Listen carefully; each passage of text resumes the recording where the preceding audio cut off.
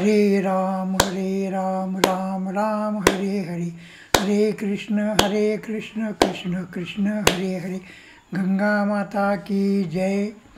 प्राचार्य अनंत दामोदर आठवले म्हणजे स्वामी वरदानंद भारती यांनी गंगेचं महात्म्य वर्णन करणारं गंगा तीर विरहिणी नावाचं एक अत्यंत सुरेख सुंदर असं प्रकरण लिहिलेलं आहे. त्यामध्ये एकूण 52 श्लोक आहेत. 53वा फलश्रुतीचा आहे. 52 श्लोकामध्ये काही श्लोक आपण पाहिले. या श्लोकात म्हणतात, शूद्र दोष येता घडून पश्चाताप पावे मन, अशांचे करण्या तारण विपुल तीर्थे विश्वात या, परी ज्यांचे जीवन पातकानेच भरले पूर्ण, ज्यांच्या पुढे कुंठित जाणं गती प्रायचित्तांची, ऐशी पातके घडल्या नाही गंगे तू धरीशी हृदयी, तुझ्यासारखी तूचाई विजयी एक पृथ्वीवरी. या रचनेमध्ये आप्पा म्हणतात, क्षुद्र दोष येता घडून पश्चाताप पावे मन, अशांचे करण्या तारण विपुल तीर्थे विश्वात या. सकाळी उठल्यापासून रात्री झोपेपर्यंत मानवाच्या हातून अनेक प्रकारची पापं घडतात, अनेक प्रकारचे दोष घडतात. वागण्यातून घडतात, बोलण्यातून घडतात, आचरणातून घडतात, कामामध्ये घडतात. अशा वेळेला पश्चाताप होऊन मन व्याकुळ होऊन जातं. तेव्हा हे असं व्हायला नको होतं. परिणामी असे सामान्य दोष निर्माण झालेले असताना अशापासून मुक्तता करण्यासाठी अनेक प्रकार विश्वामध्ये आहेत, अनेक प्रकार प्रत्येक संस्कृतीमध्ये आहेत. काय आहे की नकळत पायाखाली मुंगी चिरडली गेली किंवा झुरळ चिरडलं गेलं, पालीचा स्पर्श झाला, मोठ्या व्यक्तीला आपण ऐकेरी बोललो, हे पापच आहे हो, हा दोषच आहे. यासाठी वेगवेगळ्या प्रकारची अनेक पश्चाताप नष्ट होणारी खूप कार्य आहेत आणि ही कार्य करून माणूस पुन्हा सर्वार्थानं पवित्र होण्याचा प्रयत्न करीत असतो. असंच नव्हे तर काही तीर्थदेखील अशी आहेत, जशी व्रतवैकल्य आहे तशी तीर्थदेखील आहेत की सामान्य दोषापासून तीर्थस्नान केले की लगे मुक्तता मिळते. परी ज्याचे जीवन पातकानेच भरले पूर्ण, ज्यांच्या पुढे कुंठित गती जाण प्रायचित्ताची. पण काही माणसाचं जीवन हे कसं असतं की केवळ प्रायचित्तानेच भरलेलं असतं, पातकानेच भरलेलं असतं. कितीही जरी पातकं केली तर तो नित्य पुन्हा पुन्हा ती पातकं करत असतो. म्हणजे त्याच्या जीवनामध्ये त्यानं पुण्यकार्य कधीही केलेलं नसतं. याने हात स्वतःच्या घरी कधीही लोकांना धुवू दिलेला नसतो. हा याचे हात हे नेहमी दुसऱ्याच्या घरी धुण्यासाठी तयार झालेले आहेत. भगवंताने यांना दिलेले आहेत असं वाटायला लागतं. म्हणजे घरात कुणाला कधी बोलवत नाही आणि खायला देत नाही, त्याचा व्यावहारिक अर्थ असा आहे. तेव्हा अशा लोकांनी प्रायश्चित्त कुठलं घ्यावं, तर प्रायश्चित्ताची गती देखील कुंठित होऊन गेलेली आहे. अशी माणसं काही पातकं करत असतात, महापाप करत असतात. ऐशी पातके घडण्या नाही गंगे तू दर्दई धरीशी, तुझ्यासारखी तूचाई विजयी एक पृथ्वीवरी. म्हणजे अशा प्रकारची पातकं ज्याने ज्याने केलेले आहेत ते देखील ज्यावेळेला तुझ्या पात्रामध्ये स्नान करायला येतात त्यावेळेला तू त्यांचा उद्धार करून टाकतेस. तेव्हा गंगे तुझा महिमा हा अपरंपार असा आहे की जो शब्दामध्ये कधीही वर्णन करता येऊ शकत नाही. पुढच्या रचनेमध्ये आप्पा काय म्हणतात पहा. आपले कशात आहे हित, हे न त्यांना उमगोन येत, ऐशा मंदबुद्धी जे समस्त मूर्ख असती जे कोणी, उन्नतीकडे नेणारा मार्ग सरळ साजिरा, तोही न दिसे जरा ऐसे आंधळे जे कोणी, प्रगती विकास उन्नती लाभते त्या पथावरती, ज्यान चालवे तिळरती ऐसे पांगळे जे कोणी, वरचे वरी हित वचन सांगता यावर्जुन, लवण घेता ऐकून बहिरे असते जे कोणी, बोल शिकवणे चांगले ज्यानी न कधी उच्चारले, ना मन कैर्न ना मनवाचे घेतले ऐसे मुखे जे कोणी, कामक्रोधादी पिशाच्यानी टाकिले घेरुनी, विकाराच्या संबंधाने झपाटलेले जे कोणी उद्धाराचे मार्ग सारे, ज्याचे बंध झाले पुरे, देवानीही त्यांना त्वरे दूर लोटले सर्वस्वी, नरकी कोसळण्या वाचून जानान गती उरली आन, ज्यांचे सारे जीवन पापपूर्ण निराधार, त्या सर्वाही रक्षणाशी तूच दिव्य औषधी होशी, तुझ्या अद्भुत वात्सल्याशी माय गंगे कसे वर्णू.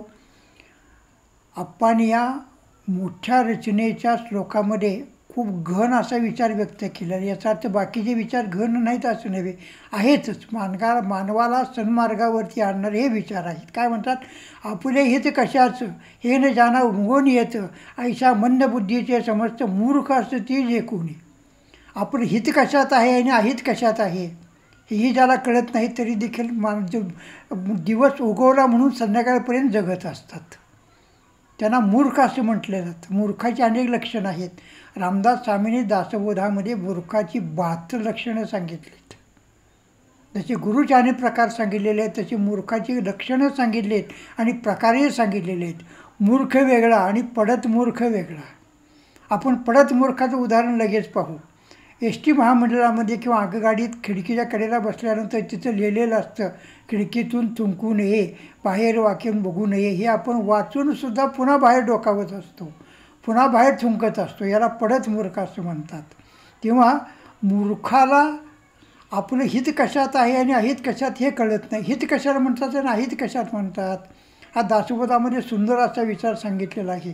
उन्नतीकडे नेणारा मार्ग सरळ साजिरा, तोही न दिसे जरा ऐसे आंधळे जो कोणी.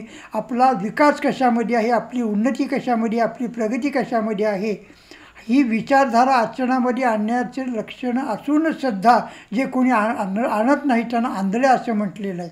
म्हणजे आंधळ्या माणसाला रस्ता दिसत नसतो म्हणून कोणीतरी मध्यस्थितीला घेतलेलं असतं. पण मदतीला घेतणारा जर आंधळा असेल तर दोघांचंही चालणं हे कोणत्याही दिशेनं चाललेलं असतं. त्याला नेमकी दिशा सांगता येत नसते. प्रगती, विकास, उन्नती लाभते ज्या पथावरती, ज्या न चालवे चिलरती ऐसे पांगळे जो कोणी. आपला हिताचा मार्ग कोणता हे ज्याला कळत नाही अशी माणसं रस्त्यावरून चालत असतात. यांचं चालणं हे पांगळ्या माणसासारखं पांगळ्या किंवा लंगड्या माणसासारखं चालणं असतं. म्हणजे हे चालतात आणि न चालतात दोन्हीही सारखंच असतं. वरचेवरी हितवचन सांगता ही आवर्जून, लवण घेती ऐकून ऐसे भैरे जे कोणी. आपलं हित कशात आहे हे वचन ऐकूनसुद्धा अनेक वेळाने सांगूनसुद्धा त्याप्रमाणे वर्तन करत नसतात. साधा सोपा विचार अगदी, रस्त्याच्या डाव्या बाजूने चालावे. काय अवघड आहे का हो? तुम्हाला काय करायचं, आम्ही रस्त्याच्या मधनं चालणार, रस्त्याच्या उजव्या बाजूला चालणार. चाल बाबा, मधनं चालला तुला परिणाम भोगावा लागेल, उजव्या बाजूनं चालला तुला परिणाम भोगावा लागेल. अहो, कुटुंब छोटं असावं, 2 अपत्य ठीक आहेत, किती म्हणून वाढवायची हो. रामदास स्वामी म्हणतात, लेकुरे उदंड झाले त्याने लक्ष्मी पळून गेली. याचा अर्थ मी कुटुंबाचा प्रसार करतो असं अजिबात समजू नका. आता आपल्याला काय असं माहिती का, अगोदर काहीतरी बोलून टाकेन पुन्हा म्हणायचं असतं की माझ्या वाक्याचा अर्थ तसा किंवा मी उघडपणे सांगतो तुम्हाला की मला कशाचाही प्रचार अजिबात करायचा. मला फक्त प्रचार करायचा तो साधू संतांनी आप्पांनी केलेला गंगाचा महिमा आपल्याला सांगायचा आहे, गंगेचा परिणाम सांगायचा आहे, गंगेचा महिमा मला सांगायचा आहे, बाकी काही सांगायचं नाही आहे. पहा, वरचेवर हित कशात अनेकदा सांगितलेलं असतं की बाबा रे, विस्तव गरम आहे हात लावू नकोस, तलवार आहे हात फिरवू नकोस, बर्फ आहे हात, तुम्हाला काय करायचं आहे मी तेच करणार. ठीक आहे, भोग बाबा त्याची परिणाम तू. कामक्रोधादी पिशाच्यानी ज्यानी टाकले घेरोनी, विकाराच्या संबंधाने झपाटलेले जे कोणी. झपाटणं म्हणजे भूत झपाटच असतं. काम आणि क्रोध ही भूतं आहेत. ही काय एकदा माणसाच्या मागं लागली की त्याला अजिबात सोडत नसतात. त्यापासून ही आपण दूर जाणं हे आवश्यक. उद्धाराचे मार्ग सारे ज्याने बंद केले पुरे, देवानी हे त्यांना त्वरे दूर झटले सर्वस्वी. उद्धार करून घ्यावा म्हणून जे जे काही मार्ग आहेत हे सगळे यांनी स्वतःच्या दुर्वर्तनानं पूर्णपणे बंद करून टाकलेले असतात. परिणामी त्यांच्याकडे जाण्याचा मार्ग बंद केलेला असल्यामुळं देव देखील त्यांना दूर लोटून टाकतात. पुढे काय म्हणतात पहा, अशा पुढं पर्याय काय शिल्लक राहतो. नरकी कोसळण्या वाचुने ज्यान गती उरली आन त्यांचे सारे जीवन पूर्णपणे निराधार. यांना केवळ नरकाचे आणि नरकाचीच वाट केवळ मुक्त असते. बाकी कुठल्याही वाटेनं हे जाऊ इच्छित नाहीत किंवा मृत्यूनंतर यांचा जो प्राण जातो, आत्मा जातो, तो देखील केवळ नरकामध्ये जाऊन पडत असतो. कारण जिवंतपणी कोणतंही चांगलं कार्य केलेलं नसतं. म्हणून यासाठी आपल्याला उदाहरण घ्यावं लागतं ते महात्मा गांधीच्या जवळ असणाऱ्या 3 माकडांचं. एका माकडानं डोळ्यावर हात ठेवला आहे, ते सांगते वाईट बघू नकात. दुसऱ्या माकडाने कानावर हात ठेवलेला आहे, ते सांगतं वाईट ऐकू नकात. तिसऱ्या माकडानं तोंडावर हात ठेवलेला आहे, ते माकड सांगतं बोलू नकात, वाईट बोलू नकात.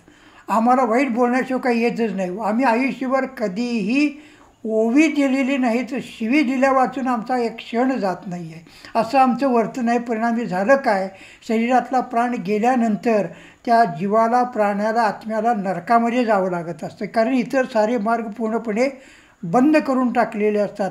त्या सर्वाही रक्षण्याशी ज्यांनी आयुष्यभर एकही पुण्यकर्म केलेलं नाही, पाप आणि पापकर्मच केलेलं आहे, लोकांना उपद्रव आणि उपद्रवच दिलेलं आहे, लोकांचं नुकसान आणि नुकसानच केलेलं आहे, अशांचा देखील उद्धार करण्याचं काम गंगे तू करते आहेस.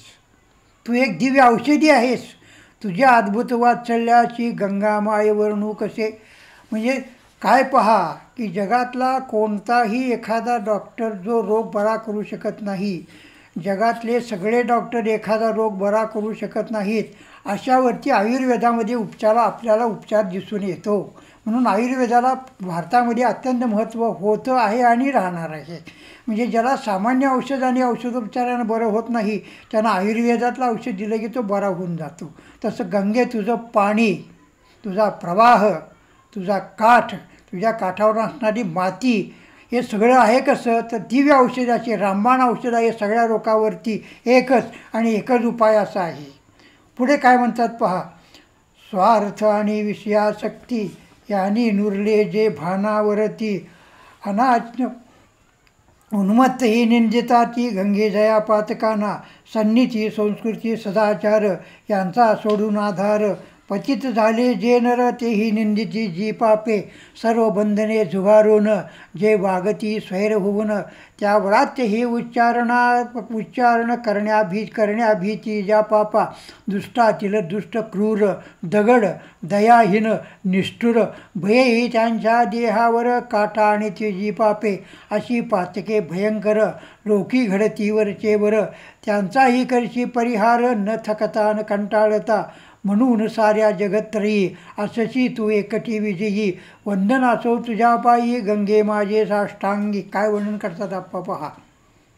स्वार्थ आणि विषयासक्ती यांनी नुरले भानावरती. उन्मत्त ही निंदिताची गंगे जया पातकाना. जे स्वार्थी आहेत आणि विषयासक्त आहेत. स्वार्थ कशाला म्हटलं जातं, तू माझं तेही माझं आणि तुझं तेही माझं असा ज्याचा विचार त्याला स्वार्थी असं म्हटलं जातं. स्वार्थ कुणाला चुकत नाही, पण त्याला काही ना काहीतरी मर्यादा असते. माणसानं स्वार्थी किती असावं, त्याला काही ना काहीतरी मर्यादा असते, पण स्वार्थाची मर्यादा त्यांनी ओलांडून टाकलेली आहे. लोकांकडून उरबाडून घेतो आहे, त्यांना मृत्यू करून त्यांना मारून लुबाडून घेतो आहे. त्याच्या बोटालीसुद्धा अंगठ्या काढून घेतो. किल्लारीला भूकंप ज्यावेळेला घडला ना, त्यावेळेला असंच झालेलं होतं. लोक इतके स्वार्थी बनलेले होते की ज्यांच्या गळ्यामध्ये होतं त्यांनी ते काढून घेतलं. म्हणजे जे मेले होते त्यांच्या गळ्यातलं काढून घेतलं. मेलेल्या ज्यांच्या बोटामध्ये अंगठ्या होत्या त्यांची बोटं तोडली, पण अंगठ्या काढून घेतल्या स्वार्थापायी. आणि विषयासक्ती. स्वतःच्या घरामध्ये स्वतःची वाई धर्मपत्नी कितीही जरी सुरेख सुंदर असली तरीसुद्धा जाता येता इतर स्त्रियांच्याकडे बघायला यांची नजर या सुचलेली असते. अहो टाचा वर करून बघतात. का? विषयानं बरबटलेले असतात. विषय तो त्याचा झाला नारायण, विषय तो त्याचा झाला पारायण असं कधीही नसतं. केवळ त्यांच्या ठिकाणी विषयासक्तीही असते. म्हणजे हे सगळेजण ययाती आणि ययाती असतात. मुलाचे तारुण्य मागतात आणि नातवाचंही तारुण्य मागतात. तेव्हा स्वार्थी आणि विषयासक्ती यांनी नुरले भानावरती. म्हणजे आपण किती स्वार्थी आहोत याचंही भान नाही, आपण किती विषयासक्त आहोत याचंही भान अजिबात नसतं. लज्जा तुरांना न भयम न चिंता. ठीक आहे, चला. उन्मत्ती निंदिताती गंगे जया पातकाना. तेव्हा असे जे उन्मत्त होऊन गेलेले असतात, पातक देखीलच त्याची निंदा करतात, पण यांना ते पातक करायला काहीही वाटत नाही. पुढे काय वर्णन करतो बा, सन्नीती संस्कृती सदाचार यांचा सोडून आधार, पतित झाले जरनर तेही वंदिती जी पापे. ज्यांनी सन्नीती सोडून दिलेली आहे, चांगलं वागणं सोडून दिलेलं आहे, संस्कृत सोडून दिलेलं आहे, संस्कृतीप्रमाणे वागणं सोडून दिलेलं आहे, म्हणजे असंस्कृतीचं वागतात. म्हणजे रस्त्याने खात जाणं हे जनावराचं लक्षण आहे. एका जागी बसावं, पाणी पितानासुद्धा जनावरासारखं उभा राहून डसा डसा डसा पाणी पितात. साधी सोपी गोष्ट आहे.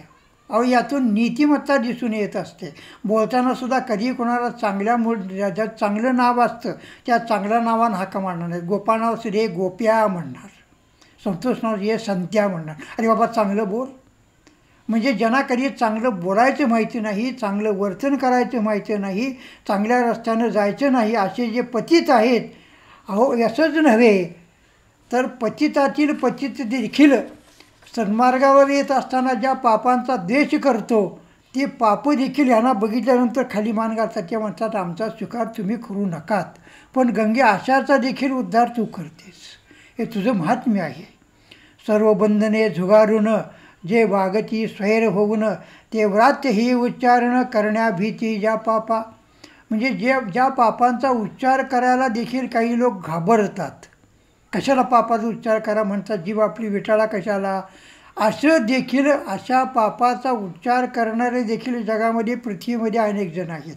दुष्टातील दुष्ट, क्रूरातील क्रूर, दगड दयाहीन निष्ठुर भये ज्यांच्या देहावरी काटा आणि ती जी पापे. दुष्टातील दुष्ट असणाऱ्या माणसाच्या अंगावर सुद्धा काटा आणणारी काही पापं असतात.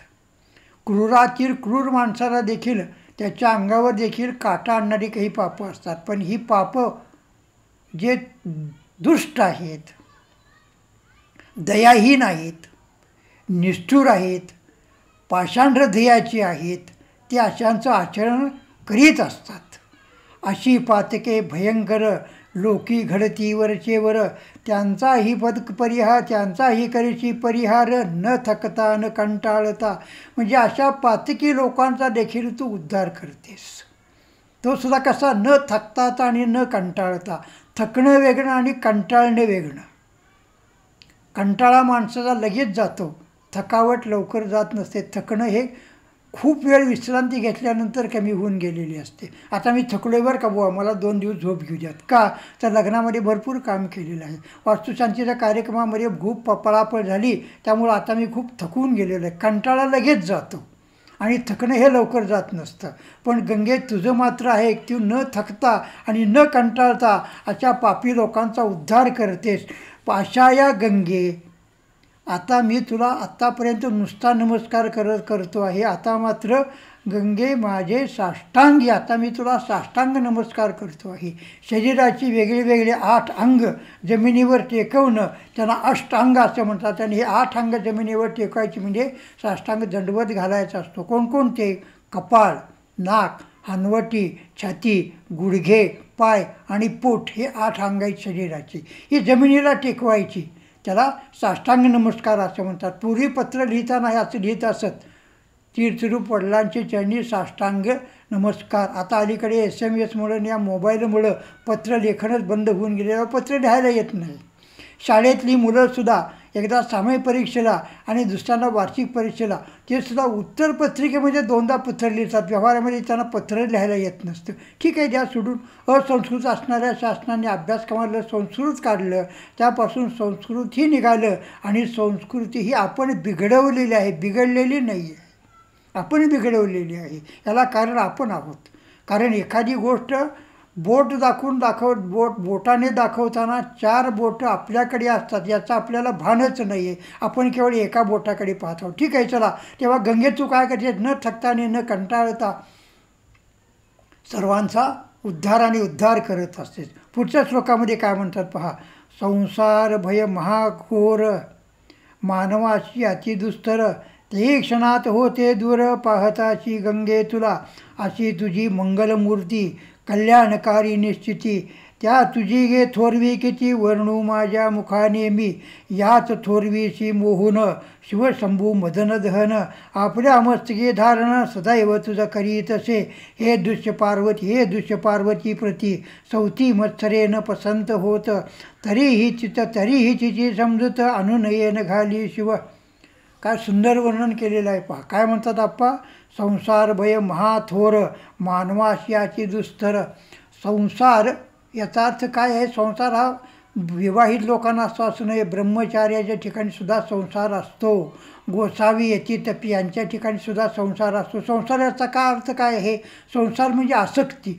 आत्ता जेवायला मिळालं, संध्याकाळी मिळेल का नाही म्हणून आत्ताचं बाजूला काढून ठेवलं की संसार सुरू झाला. आत्ता पाणी प्यायला मिळालं, संध्याकाळी मिळेल का नाही म्हणून आत्ता असलेल्या पाण्यातलं पाणी बाजूला काढून ठेवलं की संसार सुरू झाला.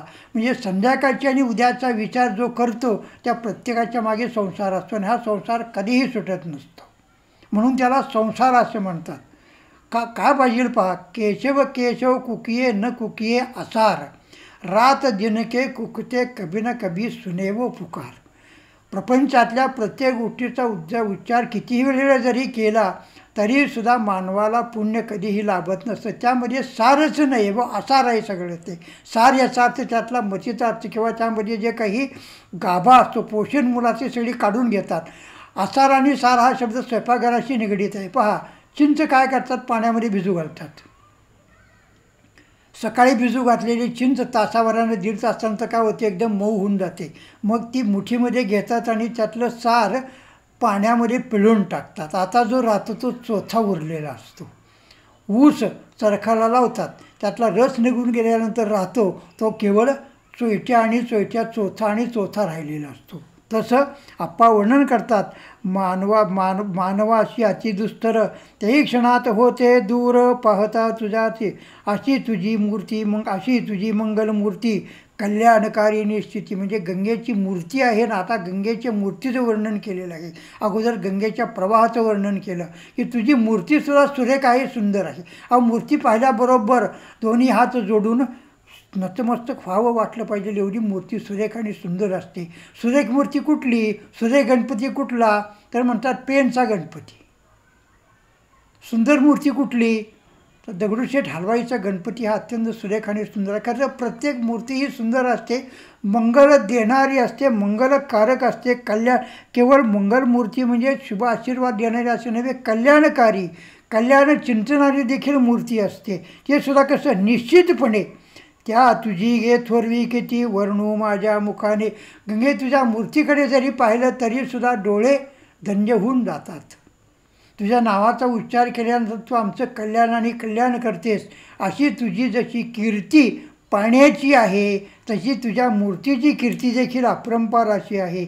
याच थोरवीशी मोहून शिवशंभू मदन दहन, आपल्या मस्तके धारीन सदैव करी. गंगे तुझं हे चांगलं वागणं, चांगलं कार्य, चांगलं दिसणं तुझ्या काठावर असणाऱ्या झाडांना कळलं पण मानवाला कळलेलं नाही. तुझ्या काठावर राहणाऱ्या कावळ्याला कळलं पण मानवाला कळलेलं नाही. पण हे तुझं सगळं वागणं, तुझं सगळं आचरण, तुझी थोरवी इतकी विशाल आणि विपुल अशी आहे की निर्मोही असणाऱ्या शंकराने देखील आपल्या डोक्यावर तुला धारण करून ठेवलेले. त्याच्याही मनामध्ये दोह निर्माण केलास. मोह निर्माण केल्याबरोबर झालं काय, तुला शंकरांनी डोक्यावर घेतलं त्यावेळेला शंकराच्या मांडीवर त्याची जी विवाहित पत्नी होती, धर्मपत्नी होती पार्वती, ती तुझ्याकडे रागानं बघायला लागली.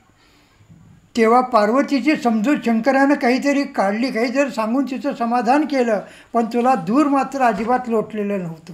का तर तुझा महिमाच मूलतः अपरंपार असा आहे.